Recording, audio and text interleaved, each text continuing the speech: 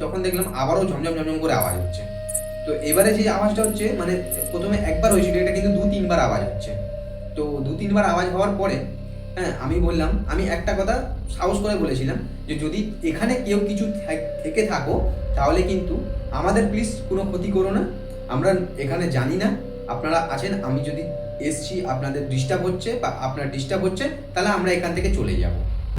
তো খাচ্ছি, আবার দেখলাম বিড়ালটাও যেরকম মানে ম্যাও ম্যাও করছে, আর ওইটা কিন্তু জাস্ট মানে নকুরের আওয়াজটা একবার এদিকে যাচ্ছে একবার ওদিকে যাচ্ছে, মানে আপনার কিচেন থেকে নিয়ে রুমের মধ্যে আসছে। আমরা যে রুমটা ঢুকেছিলাম ওটা হচ্ছে ২ কামরা রুম, ১ কামরা রুমে বসেছিলাম আমরা, আর ওই ১ কামরা রুম যেটা খালি ছিল ওখানে আসছে একবার কিচেনে যাচ্ছে, আর পুরো ঘরটা অন্ধকার, আমাদের ঘরের মধ্যে একটা লম্পট জ্বলছে। তো এইভাবে আমি ভাবলাম যে না, এখানে যদি থাকি, আমরা দুজন আছি, আর ওই নিচের তলায় হয়তো আজ কেউ আছে, কিন্তু আমাদের দোতলায় আমাদের গাড়ি মানে ইয়ে যার কারণে কি হবে, যদি এখানে কিছু ঘটেও যায় তাহলে এই নতুন ছেলেটা আছে বা আমি আছি, তাহলে আমাদেরকে আর খুঁজে পাবে না কেউ।